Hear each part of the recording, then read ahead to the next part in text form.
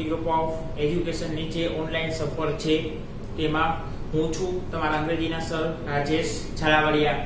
મિત્રો, આપણે last two last lecture જે છે એમાં તો કે આપણે જે ડુએસ ડાયરેક્ટેડ નામનો ટોપિક ચાલુ કર્યો હતો એમાં તો કે આપણે જે છે 2 માર્કનો હતો એમાં આપણે ચેન્જ ધ ટેન્સ નો અભ્યાસ કરેલો. આજે જે છે તો કે આપણે ચેન્જ ધ વોઇસ નામનો ટોપિક જે છે એ તો કે ચાલુ કરવાના છે. 2 ટોપિક છે, ચેન્જ ધ ટેન્સ અને ચેન્જ ધ વોઇસ. બંનેના તો કે 2 માર્ક, ટોટલ 4 માર્ક. આજે તો કે આપણું પ્રથમ લેક્ચર છે તો જોઈએ આગળ ચેન્જ ધ વોઇસ. હવે તો કે ચેન્જ ધ વોઇસ એટલે શું, વોઇસ અને ચેન્જ એટલે શું. ચેન્જ એટલે કે બદલાવો, વોઇસ એટલે કે પ્રકાર. વોઇસ એટલે આપણે જે અવાજ કાઢીએ છીએ એને વોઇસ કહીએ એ તો કે થોડુંક મૂર્ખામી ભર્યું લાગે છે. ચેન્જ ધ વોઇસ એટલે કે વાક્યનો પ્રકાર બદલાવો. જો કે આ ટોપિક છે એને આપણે 10મામાં ઓલરેડી સારી રીતે અભ્યાસ કરી ચૂક્યા છીએ, જેમાં એને આપણે એક્ટિવ વોઇસ અને પેસિવ વોઇસ એવું નામ આપતા હતા. જો કે આ ટોપિકનું નામ એ જ છે, એક્ટિવ વોઇસ અને પેસિવ વોઇસ. તો જનરલી વિદ્યાર્થીના મનમાં જે છે એક્ટિવ વોઇસ અને પેસિવ વોઇસ વિશે શું ધારણા હોય છે તો કે વિદ્યાર્થીને એક્ટિવ વોઇસ અને પેસિવ વોઇસ વચ્ચે ખાલી આટલી જ ખબર હોય છે કે ભાઈ એક્ટિવ વોઇસ જે છે અને પેસિવ વોઇસ જે છે. તો કે એક્ટિવ વોઇસ એટલે શું તો કે એક્ટિવ વોઇસ એટલે તો કે કર્તરી વાક્ય અને પેસિવ વોઇસ એટલે તો કે કર્મણી વાક્ય. બસ આટલી ખબર હોય છે.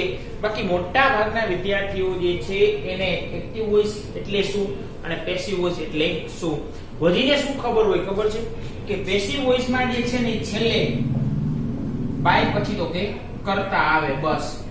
બાકી બધું ભૂલાઈ ગયું, બાકી કઈ ખબર હોતી નથી. તો શું આ પેસિવ વોઇસ છે તો કે ના, આ પેસિવ વોઇસ નથી. તો દરેક પેસિવ વોઇસના વાક્યમાં શું છેલ્લે બાય કરીને કરતા આવે તો જ આપણને ખબર પડે કે આ વાક્ય પેસિવ વોઇસનું છે કે એક્ટિવ વોઇસનું. તો કે ના, એવું જરૂરી છે નહીં. એક્ઝામ્પલ કઈ રીતે તો કે અહીંયા હું તમને 2 એક્ઝામ્પલ આપું છું, બરાબર. એમાં પ્રથમ વાક્ય છે કે cricket is played by Sachin daily. Done. બીજું એક્ઝામ્પલ છે smoking is prohibited here. Smoking is prohibited here. આ 2 વાક્ય છે. ઘણા ખરા વિદ્યાર્થીને એમાં પૂછીએ કે આ 2 વાક્યમાં પેસિવ વોઇસ નું વાક્ય કયું, એટલે વિદ્યાર્થી જે છે ને જેવું જો વાંચે હા cricket is played by Sachin, બાકી વસ્તુ પર ધ્યાન જ નથી દેવાતું, ખાલી આની પર ધ્યાન દે બાય સચિન આવ્યું આ વાક્ય તો કે પેસિવ વોઇસ નું છે. આ વાક્ય સાહેબ એમાં આમ ખબર નથી પડતી એટલી બધી, પણ એમાં મૂંઝાવા જેવું શું છે જો તો બંને વાક્યમાં એક વસ્તુ કોમન છે. શું કે ટુ બી નું રૂપ પ્લસ V3. આ જે પ્લેડ જે છે એ તો કે V3 છે. તો અહીંયા પણ ટુ બી નું રૂપ પ્લસ તો કે આ V3. તો જો આ ટુ બી ના રૂપ પછી V3 હોય અને આ જો વાક્ય પેસિવ વોઇસ નું બની શકતું હોય તો આને પેસિવ વોઇસ નું બનાવવામાં શું આપણને વાંધો છે ભાઈ. પાછા અમુક મૂર્ખા હોય ને પછી એવી દલીલ કરે લે પ્લે જે છે એનું પ્લે, પ્લેડ ને પ્લેડ, આનું V2 પ્લેડ જ થાય.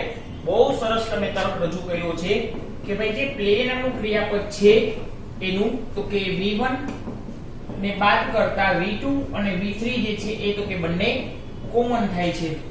કમ્પ્લીટ. અમુક જેના કરતા એડવાન્સ હોય ને એ પાસે એનાથી એક વધારાનો તર્ક રજૂ કરે.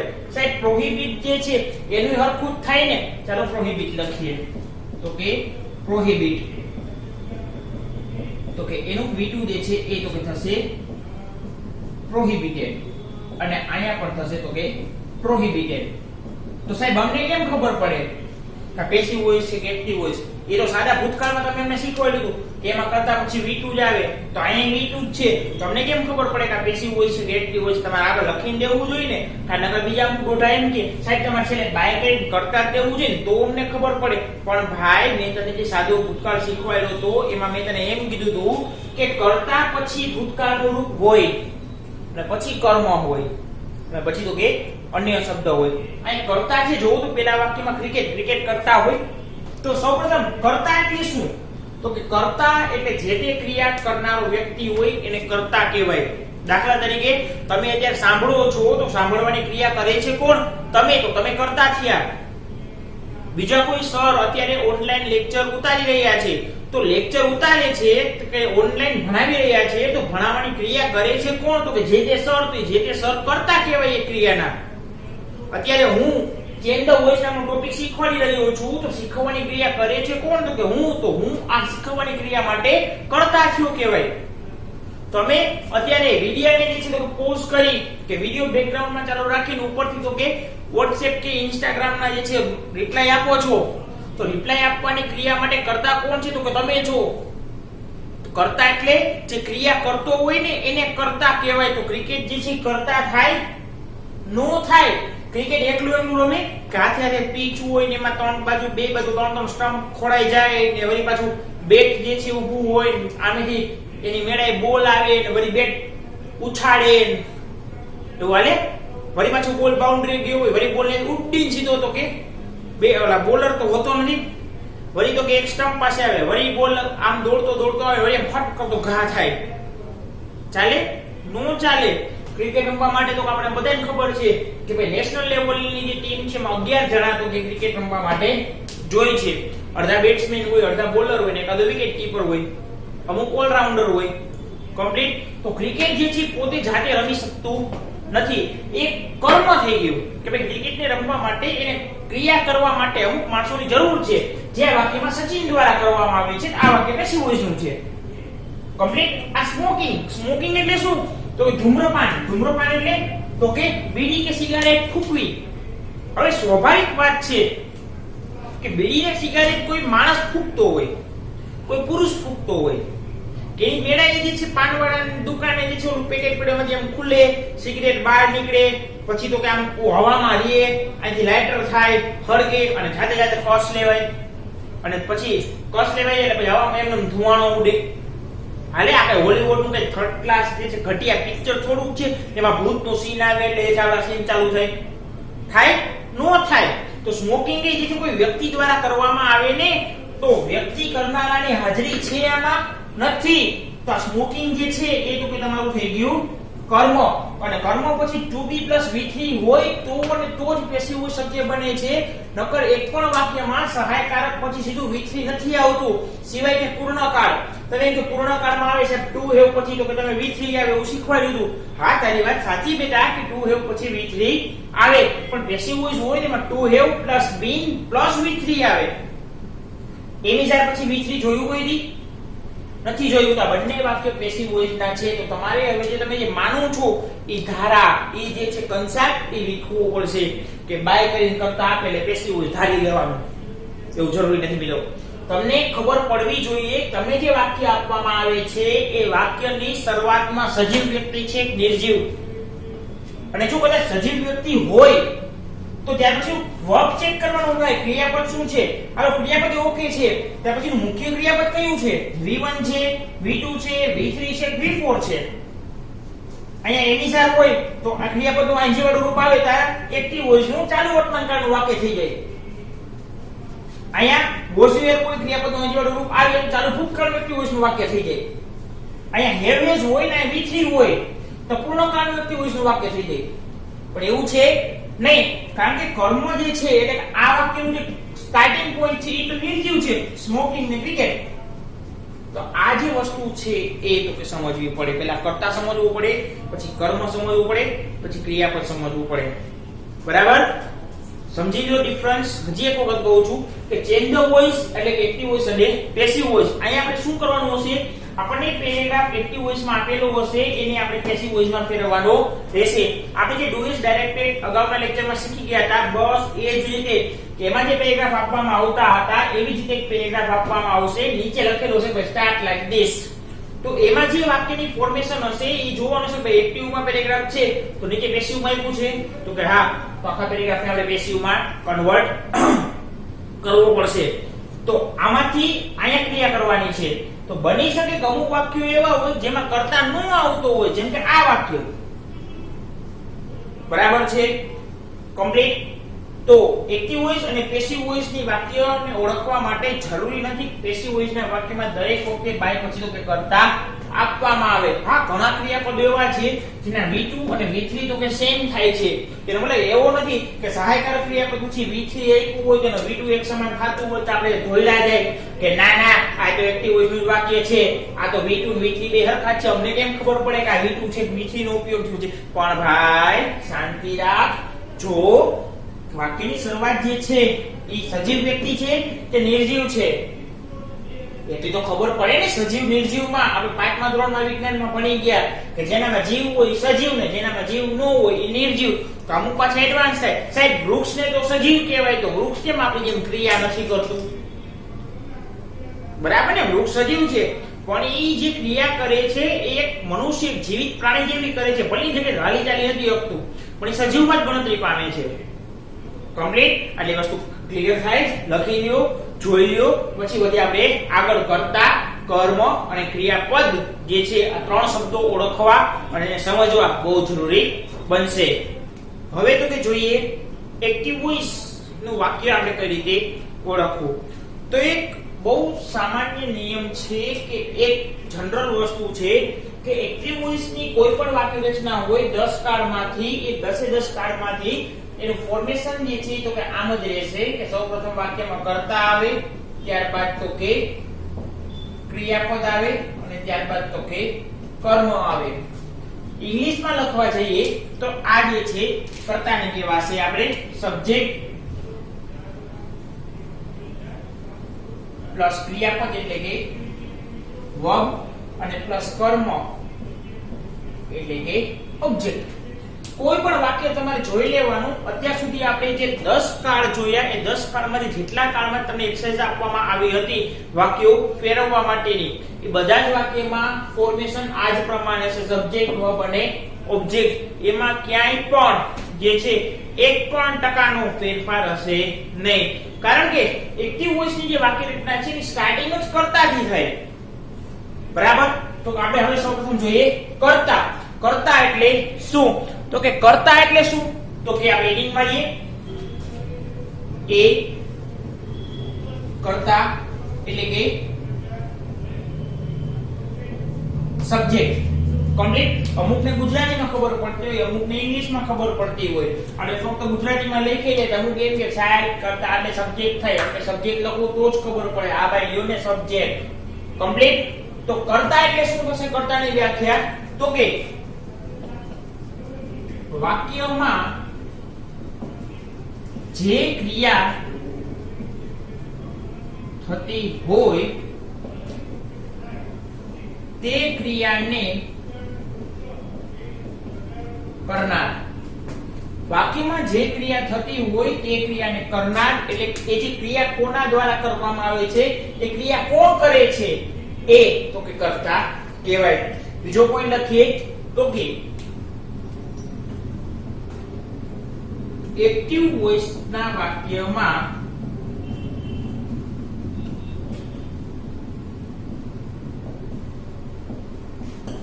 કર્તા મેળવવા માટે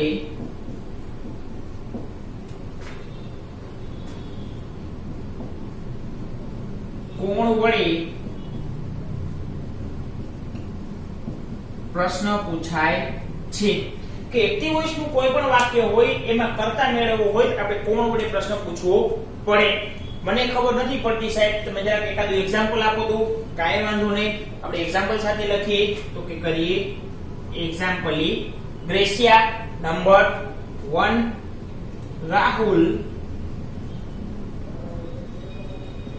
eats an apple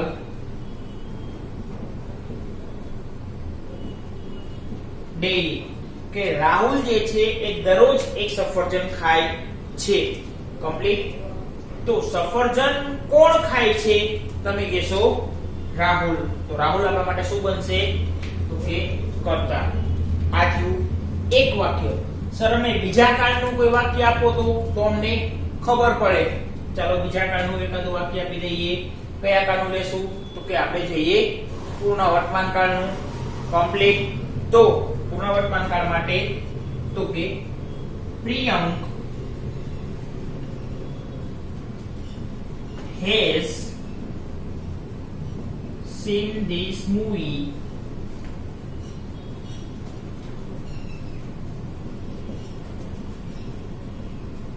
last month. કે પ્રિયંકે આ જે મૂવી છે એ ગયા મહિને જોઈ છે. કમ્પ્લીટ. તો ચાલો અહીંયા મૂવી કોણે જોઈ છે?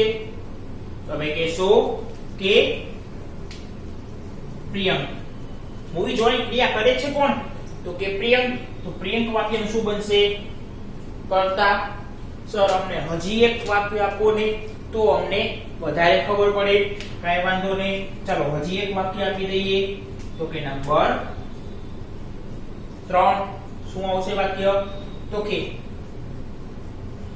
મિસ્ટર શાહ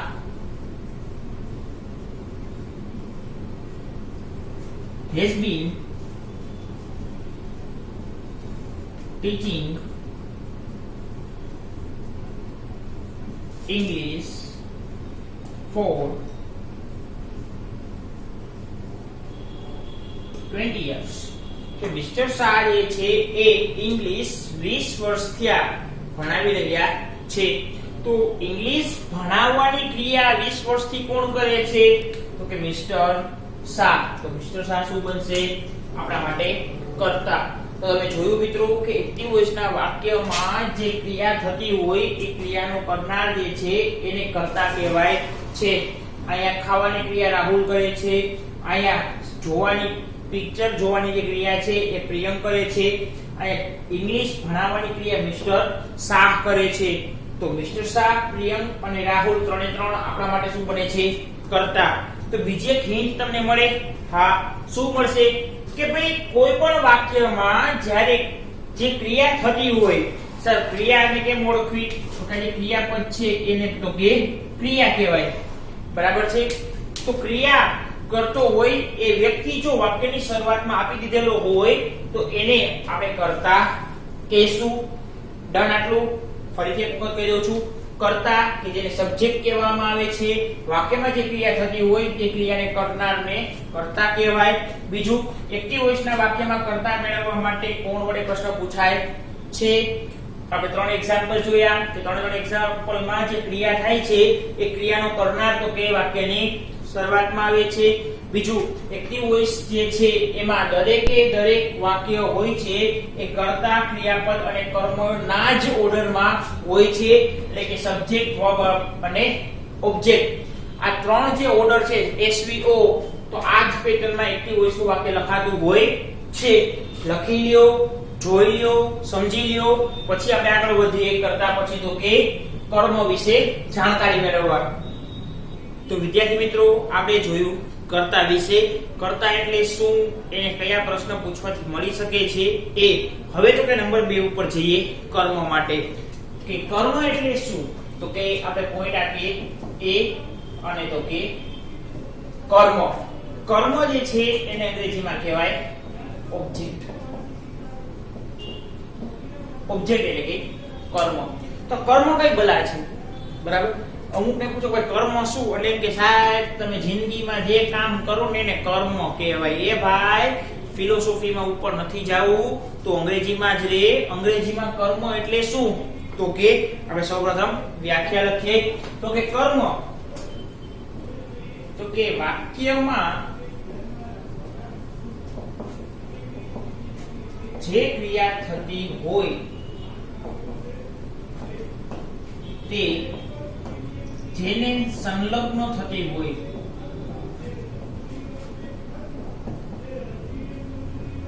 પછી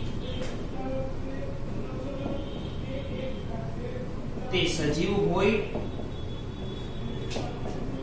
કે નિર્જીવ તેને કર્મ કહેવામાં આવે છે. એટલે શું છે કે વાક્યમાં જે ક્રિયા થતી હોય તે જેને સંલગ્ન થતી હોય એટલે કે જેને માટે થતી હોય, જેને ઉદ્દેશીને થતી હોય, એ સજીવ હોય કે નિર્જીવ, એને કર્મ કહેવામાં આવે છે. આ એક શબ્દ પર ખાસ ધ્યાન દેવાનું કહું છું, સજીવ અને નિર્જીવ. તો આપણને ઓલરેડી ઇનડાયરેક્ટલી હિન્ટ મળે છે કે કર્મના જો કે બે પ્રકાર હોય છે, સજીવ અને નિર્જીવ.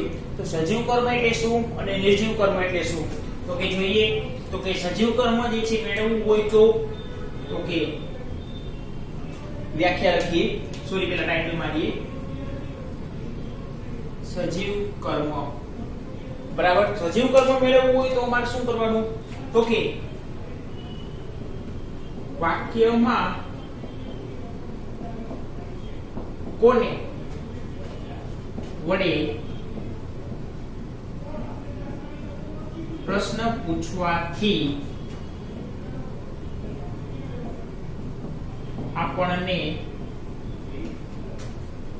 સજીવ કર્મ મળે છે. કે વાક્યમાં કોને વડે પ્રશ્ન પૂછો એટલે આપણે સજીવ કર્મ મળે. તો નિર્જીવ કર્મ એટલે શું?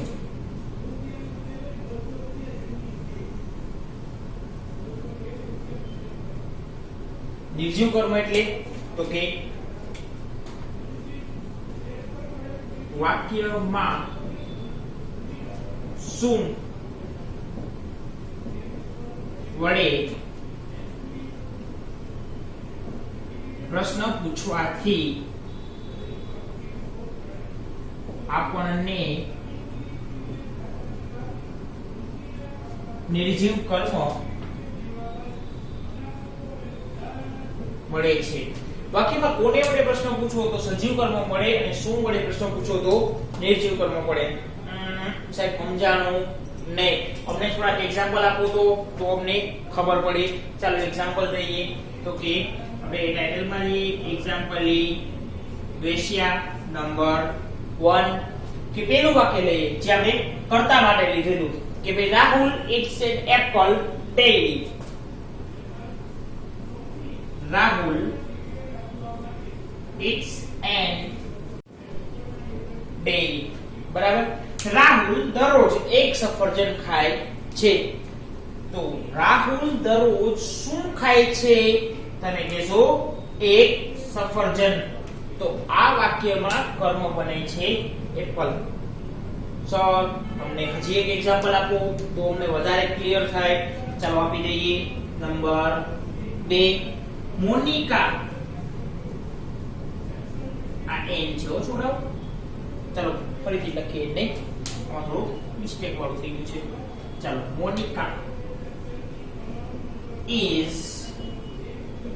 writing an essay now.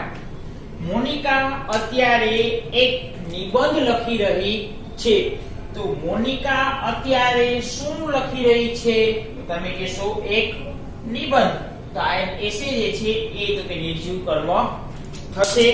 હવે તો કે આપણે સજીવ કર્મના એક્ઝામ્પલ આપો. અમારે સજીવ કર્મ ઓળખવું હોય તો વાક્યમાં ચાલો આપી દઈએ સજીવ કર્મના example. Number 3 mister Mehta invited Mr. Verma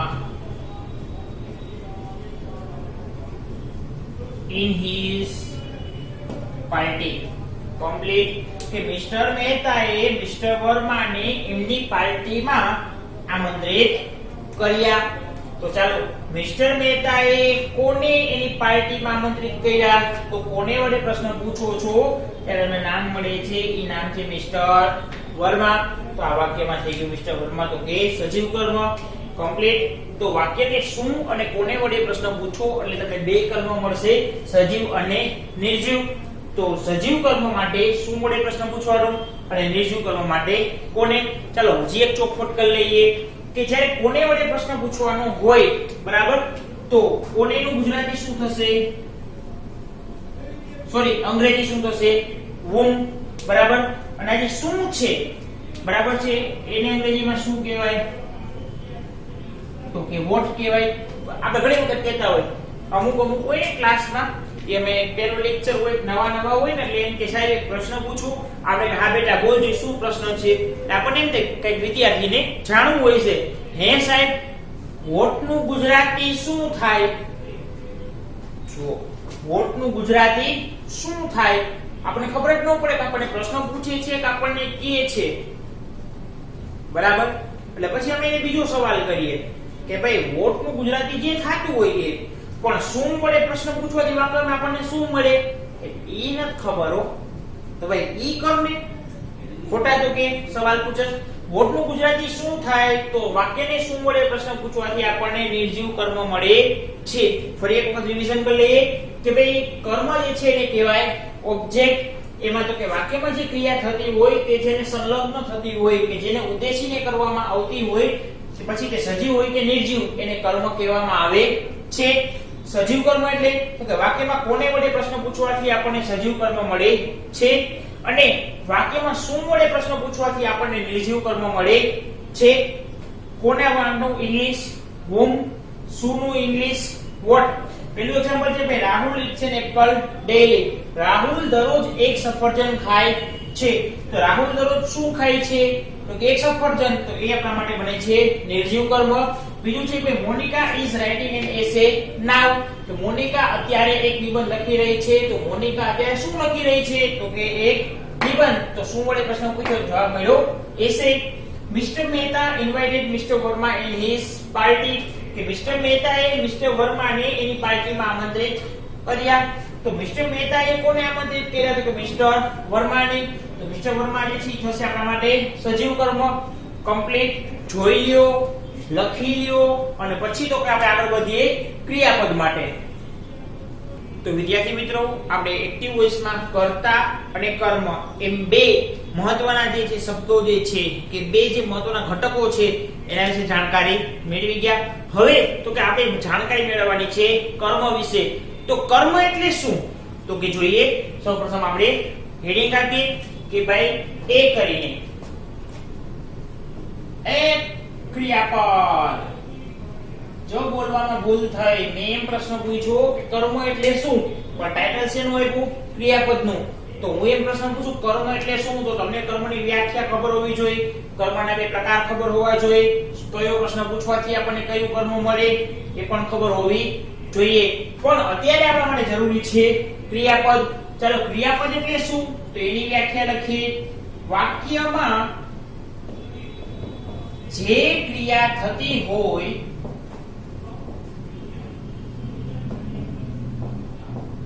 તે દર્શાવતા પદ કે શબ્દને ક્રિયાપદ કહે છે. કમ્પ્લીટ કે વાક્યમાં જે ક્રિયા થતી હોય તે દર્શાવતા પદ કે શબ્દ. જો ક્રિયાપદની સંધિ છૂટી પડે એટલે ક્રિયા પ્લસ પદ, એટલે કે જે પદ એટલે એને શબ્દ કહેવાય અથવા સ્થાન કહેવાય. જે શબ્દ ક્રિયા બતાવતું હોય એને ક્રિયાપદ કહેવાય. દાખલા તરીકે સર અમને એક્ઝામ્પલ આપવો જોઈએ તો અમને વધારે ખબર પડે. ચાલો એક્ઝામ્પલ આપીએ. પહેલું એક્ઝામ્પલ રીડ. રીડ એટલે તો કે ચાલો રીડ નું ગુજરાતી શું થશે? બરાબર છે, શું થશે? વાંચવું. તો આ રીડ જે છે એ જ્યારે વાક્યમાં ઉપયોગ થશે ત્યારે જે કર્તા હશે શેની ક્રિયા કરતો હશે? વાંચવાની ક્રિયા કરતો હશે. તો રીડ જે છે શું થયું? ક્રિયાપદ થયું. ચાલો બીજું રન. રન એટલે દોડવું. રન નો ઉપયોગ થાય એટલે માણસ શું કરતો હશે? દોડતો હશે. તો રન જે છે દોડવાની ક્રિયા બતાવે છે, તો એને શું કહેવાય? ક્રિયાપદ કહેવાય. હવે તો કે ક્રિયાપદના કેટલા પ્રકાર? તો હજી એક આપણે એક્ઝામ્પલ જોઈ લઈએ કે ભાઈ ચાલો સી. સી એટલે જોવું, સી નો ઉપયોગ થાય એટલે તો કે માણસ જોવાની ક્રિયા કરતો હોય, જે ત્યાં તમે કરી રહ્યા છો, પણ તમે જે જોવાની ક્રિયા કરો છો એના માટે વોચ શબ્દનો ઉપયોગ થાય, સી એટલે પણ જોવું થાય. કમ્પ્લીટ. જો કોઈ મોબાઈલ ગેજેટ હોય કે ટીવી હોય કે પિક્ચર હોય એને આપણે જોતા હોય ત્યારે તો કે વોચ ક્રિયાપદ આવે, અને આપણે ડેલી એવું પારે સામે ખૂણે શું થાય એ જોતા હોય તો ત્યારે સી નો ઉપયોગ આવે. કમ્પ્લીટ. તો આ ત્રણ છે ક્રિયાપદના એક્ઝામ્પલ કે જેમાં ક્રિયા દર્શાવતી હોય એવા પદ કે શબ્દને ક્રિયાપદ કહેવાય છે. તો ચાલો ક્રિયાપદના કેટલા પ્રકાર, તો કે આપણે બધાને ખબર છે કે ક્રિયાપદના V1 V2 V3 અને V4 એમ ચાર પ્રકાર છે. કયા કયા, તો કે ભાઈ રીડ જે છે એનું V1 શું થશે, તો કે એનું V1 તો કે રીડ થશે. ચાલો V2 શું થશે, તો કે સ્પેલિંગ એનું એ રહેશે પણ ઉચ્ચારણ ફરી જાય, આને વચાય રેડ. ત્રીજું જે છે એને પણ સ્પેલિંગ તો કે સેમ રહેશે, આને વંચાય રેડ.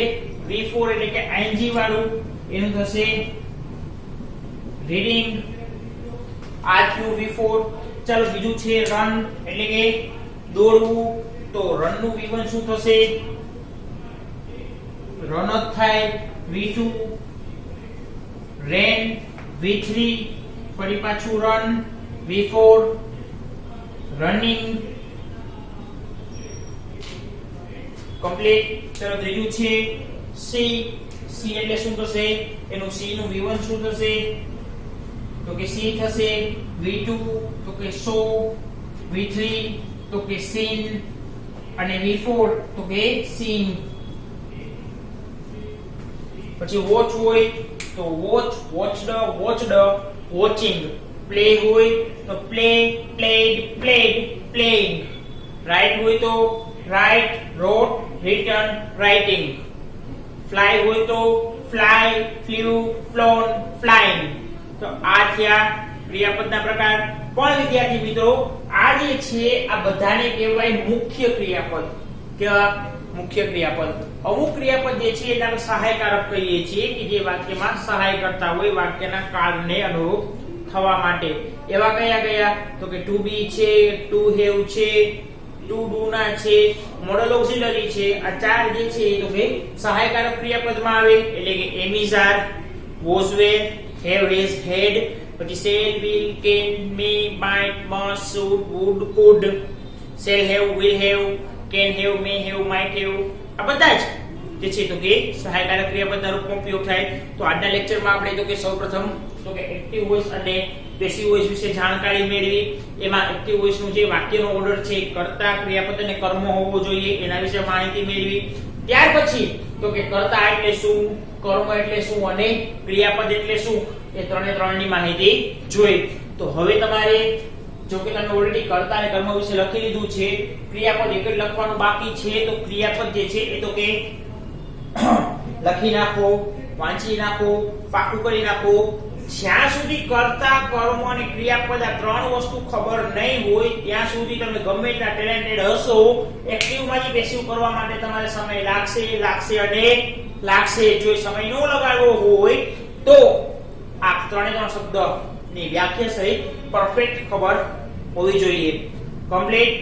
તો આજનો વિડિયોમાં તમે આટલી માહિતી મેળવી. હવે પછી જે નેક્સ્ટ વિડિયો લઈને આવીશું એમાં આપણે પેસિવ વોઇસ વિશે ચર્ચા કરીશું અને ત્યાર પછી વિધિવત ગણેશ સ્થાપના કરી અને તો કે આપણે એક્ટિવ પેસિવ ની શરૂઆત કરીશું શીખવાની. તો મળીએ છીએ નેક્સ્ટ લેક્ચરમાં. ત્યાં સુધી જય હિન્દ, જય ભારત એન્ડ વંદે માતરમ.